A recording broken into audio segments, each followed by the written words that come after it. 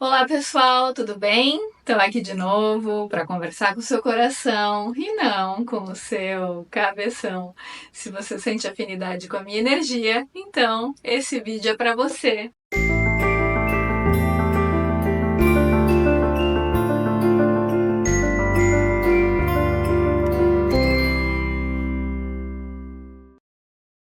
Para fazer o vídeo de hoje, eu vou ler uma pergunta que eu recebi no direct de uma moça, de uma seguidora, né, lá na rede vizinha, e vou tecer aqui os meus comentários de acordo com a minha intuição, tá?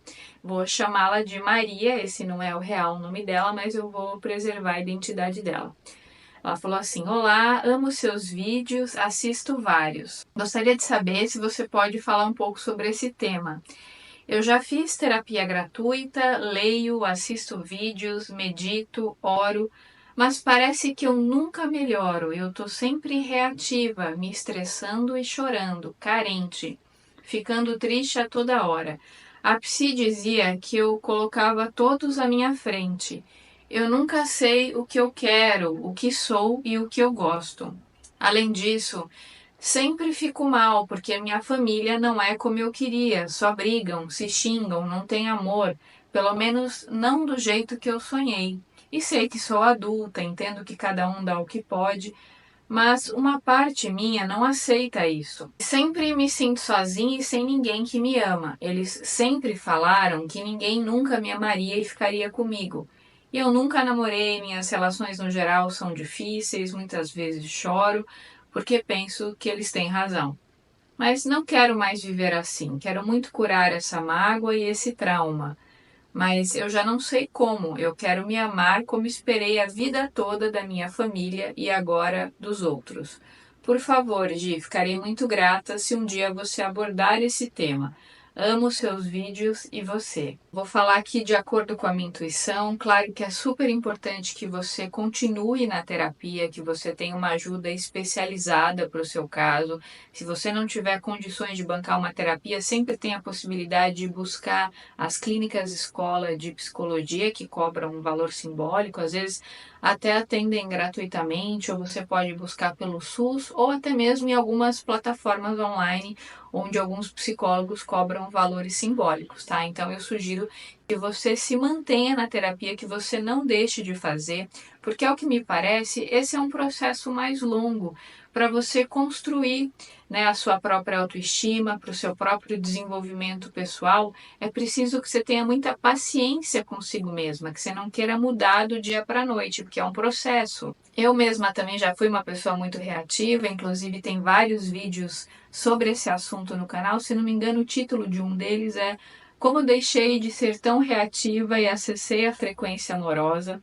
Mas basicamente, já dando um spoiler aqui, é importante que você tenha paciência consigo mesma e que você não meça quem você é pelas vezes que você errou. Tem até uma frase do Yogananda que eu gosto muito, que diz algo assim, que você não deve medir quem você é pelos erros que você cometeu, e sim pelo número de vezes que você passou com Deus. Então a minha sugestão é que você não fique se culpando ou se punindo pelas vezes que você foi reativa, pelas vezes que você desejou que a sua família fosse de um jeito e não de outro.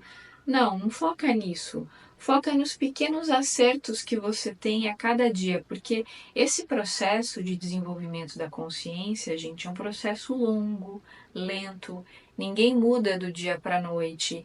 Eu mesma, para conseguir trabalhar minha reatividade, eu tive que fazer muitos e muitos e muitos anos de terapia.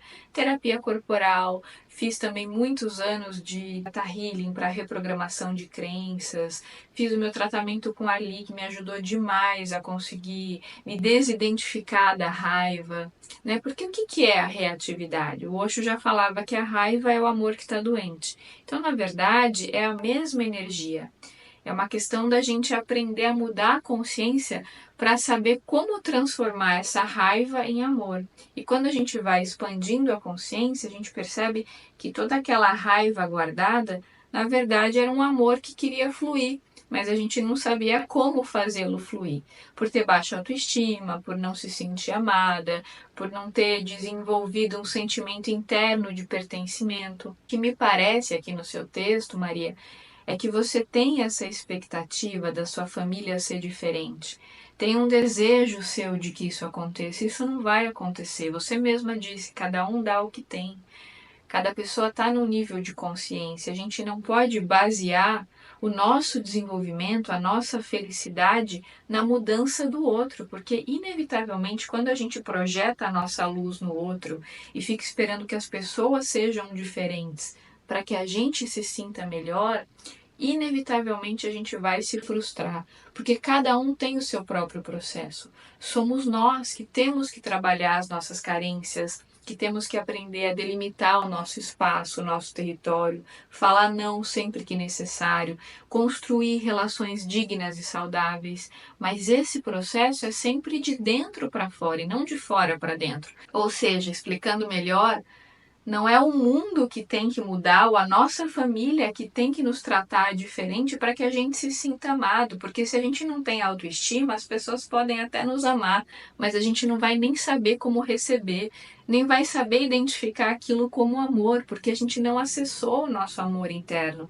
Então, gente, como eu sempre falo aqui para vocês, é sempre dentro, nunca é fora. Não é a família que tem que mudar, não é pai e mãe que tem que ser diferente para você ser melhor. Não, é você que tem que se trabalhar, porque os seus pais, seus irmãos, enfim, sua família, eles estão fazendo o que eles podem, eles estão no processo de evolução deles. Aceite, solte, respeite o processo deles. O que você pode fazer é se trabalhar, é mudar a si mesma, fazendo terapia. Continue na terapia, gente. A terapia é um processo longo, não é do dia para a noite que as coisas mudam. Continue fazendo meditações diárias, orações diárias. É muito importante a gente trabalhar a parte espiritual, né? Não só trabalhar a parte psicológica, mas juntar sempre a parte psicológica com a parte espiritual.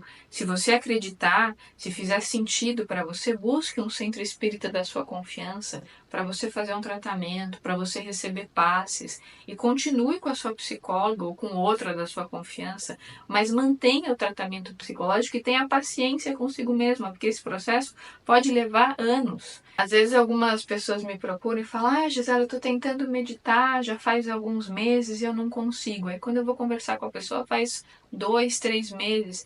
Gente, tem algumas pessoas que demoram anos para conseguir meditar.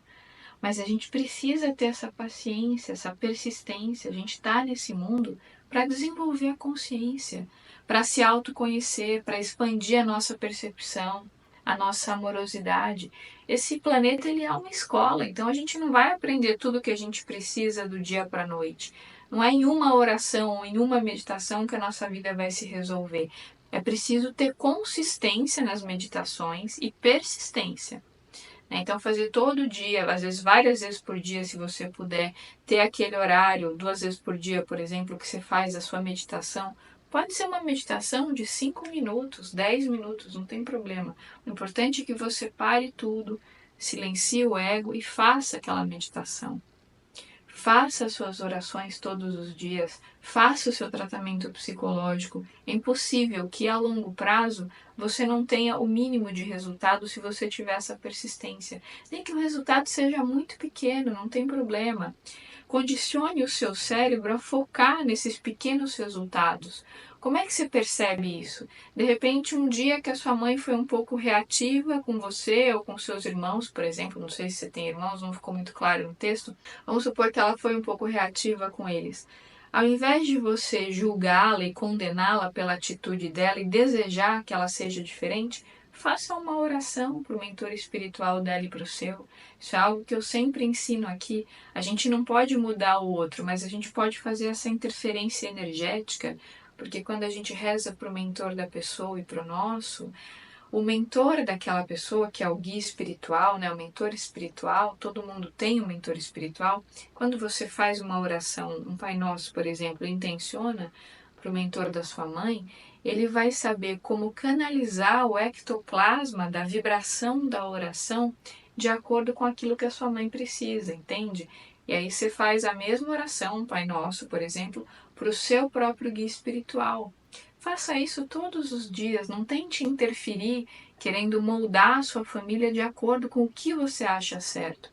Porque não é assim que as pessoas mudam, não é quando a gente faz críticas destrutivas. Em geral, as pessoas se fecham para isso. Quando a gente faz críticas destrutivas, as pessoas passam a nem nos ouvir, né? Elas pensam assim, lá vem a chata que vai me dar lição de moral. Então elas já se fecham e nem se abrem para aquilo que a gente está trazendo. Então a minha sugestão é que você atue na sua família a nível energético. Faça a oração para o espiritual de cada um, depois para o seu, né, para que você possa harmonizar esses vínculos, porque se você está nessa família, à toa não é. Algum aprendizado tem ali. Chico Xavier dizia, né, que na reencarnação ninguém erra de endereço. Então a gente nasce na família que a gente precisava para poder se desenvolver, para poder aprender o que a gente precisava aprender. Gente, ninguém tem família perfeita. Acho que são raríssimas as pessoas que nasceram em famílias incríveis, super amorosas. Todo mundo tem questões familiares para trabalhar. A gente está num planeta de provas e expiações. A gente está aqui para aprender. Então, a minha principal sugestão para você, Maria, é você não ter expectativa ou idealização em relação à sua família. Essa é a realidade. Então, aceite quem eles são, trabalhe neles energeticamente e, principalmente, trabalhe em si mesma. Sabe? Trabalhe a sua própria energia. Então, se você não concorda com as ações que eles têm, não tem nada que você possa fazer. Não tem como você mudar o outro, mas você pode mudar a sua percepção da realidade quando você amadurece, quando você olha para dentro, quando você medita, quando você integra suas sombras à consciência.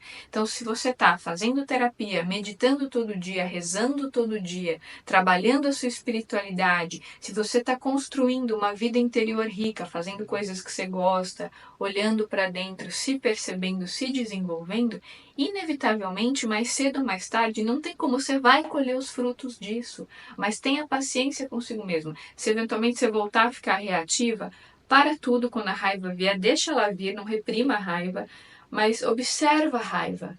Tem até uma meditação do Osho que ele fala sobre isso, uma pré-meditação, né? Quando a raiva vier, para, senta e começa a respirar fundo. Você vai perceber que quando você está respirando fundo, imediatamente a sua consciência muda, porque a respiração, ela altera a consciência, entende? Então você começou a respirar profundamente, a consciência começou a mudar e naturalmente a raiva vai diminuindo. Pode demorar 10, 15 minutos, não tem problema. Espere esse tempo. Não tenha nenhuma ação movida por essa passionalidade, não tenha nenhuma ação movida pela reatividade, porque aí não será uma ação, será uma reação. Você vai reagir com a percepção nublada pela raiva, ou seja, você não vai estar consciente daquilo que você está fazendo, você não vai agir na excelência com percepção, você vai estar com a percepção completamente nublada e provavelmente vai fazer coisas das quais você vai se arrepender depois. Começa a treinar essa autoobservação que você vai vendo que de tanto você fazer, de tanto você treinar com o tempo, essa prática de não se identificar com a raiva se torna natural. Você não está camuflando a raiva, você não está pondo debaixo do pano, você simplesmente não está escolhendo se identificar com ela. Você não está apegado. Então a raiva vem, você observa a raiva, você pode até amassar um papel, socar um travesseiro, dar um grito, se você estiver num lugar que você puder gritar. Você pode botar para fora, escutar uma música bem alto, dançar, tomar um banho. Ok, faça algo se você sentir necessidade, algo que não te prejudique, claro, para você colocar essa raiva para fora, mas não a jogue no outro, porque se você jogar no outro, inevitavelmente vai voltar para você, porque aquilo que a gente manda para o outro volta para a gente.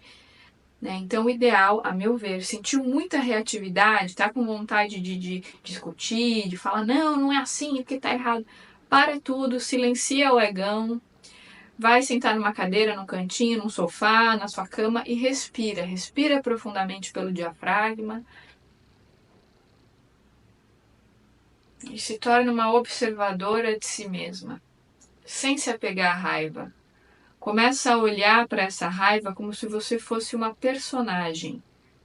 A sua consciência está aqui se olhando de fora, sem se apegar a esse papel, a essa personagem.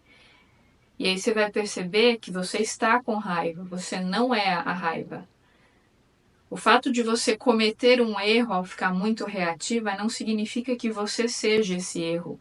Você não pode se apegar a ele, entende? Você tem que aprender a se olhar de fora, sem apego. E a gente faz isso quando a gente não se deixa reagir movido pela raiva. Sentiu muita raiva, não é hora de se responder ninguém, não é hora de fazer nada, é hora de parar, silenciar, observar de fora, não se apegar, deixar a raiva passar, faça uma meditação, uma oração depois que a raiva passou, e aí sim, movido pela consciência, pela percepção, pela conexão com a fonte criadora, aí você age e não reage. Percebe a diferença? A reação vem do egão, da necessidade de se defender ou de impor a sua vontade sobre o outro, ou de fazer uma crítica destrutiva. Os obsessores espirituais adoram quando a gente está nessa vibração.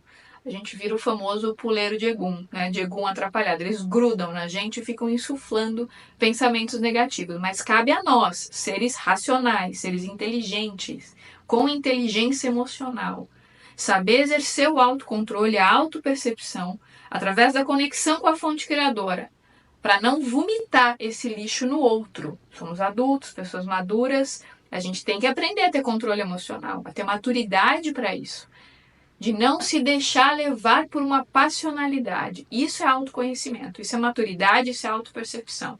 E isso a gente desenvolve com o tempo. Se em algum momento você não conseguir fazer isso, ok, errei, tudo bem, não vou me identificar com o erro, eu não sou o meu erro, não vou resumir a minha identidade pelas vezes que fui reativa. Vou fazer diferente das próximas. Então, às vezes que você errar, Maria, se porventura você vier a ser reativa, ok, não se puna por isso, deixa passar. Mas use essa experiência como mola propulsora para um aprendizado, para na próxima vez você fazer diferente. Porque ser reativa está te fazendo mal. Está te fazendo criar expectativas sobre as outras pessoas que nunca vão se cumprir, porque as pessoas nunca vão ser do jeito que a gente gostaria. Elas são o que são. E a gente tem que aceitar isso. É um mimo nosso, é uma imaturidade a gente desejar que as pessoas sejam diferentes do que elas são. Quando a gente está nessa postura infantil, mimada, batendo o pezinho, não, porque fulano não pode ser assim, porque eu não aceito. Gente, as pessoas dão o que elas têm, elas estão no nível de evolução delas. E faz parte do nosso processo de autoconhecimento e amadurecimento aceitar essa realidade. Então procura trabalhar a não identificação com a raiva, com a meditação. Se você puder, também recomendo que você assista a esses meus vídeos sobre como não ser uma pessoa tão reativa, como eu superei a reatividade. Continue na terapia e trabalhe também a sua espiritualidade através da meditação e das orações, para que você possa aos poucos se desidentificar da raiva e parar de criar tanta expectativa em relação à sua família. Gente, esse foi meu recadinho de hoje. Se fez algum sentido para você, deixa seu like aqui para mim, compartilhe esse vídeo com seus amigos e, claro, se inscreva no canal se ainda não tiver inscrito. Relembra a todos que dia 25 de julho agora de 2024, às 8 horas da manhã, nos meus stories lá na Rede Vizinha, eu vou abrir o link para começar as vendas da mentoria online em grupos só para mulheres com Arli Cravo, que se inicia no dia 8 de setembro. Então essa mentoria vai acontecer ao longo de 4 domingos, começando às 17 horas. É só para 10 mulheres, tá? Então é um grupo bem pequeno. Se for do seu interesse, fica atenta para no dia 25 de julho, nos meus stories, você fazer a sua compra e garantir a sua inscrição, tá? Então, vão abrir as vendas 25 de julho de 2024, 8 horas da manhã, nos meus stories lá na Rede Vizinha. Você clica lá no link e faz a sua compra, para você poder ter essa assessoria do Arli em relação às suas questões pessoais ou profissionais. E, gente, o grupo é maravilhoso, porque uma pessoa aprende com a questão da outra, super dinâmico, interativo, é muito legal. É um trabalho muito profundo, a gente já faz esse trabalho há muitos anos. As pessoas adoram, muita gente, inclusive, faz de novo, de tanto que gosta. Então, se você sente afinidade com a energia do Arli, quer estar nessa turma, fique atenta para o dia 25 de julho, às 8 horas da manhã, lá nos meus stories, que vão abrir as vendas para mentoria online em grupo, só para mulheres com Arli Cravo. Então é isso, gente. Um grande beijo para todos vocês e até os próximos vídeos.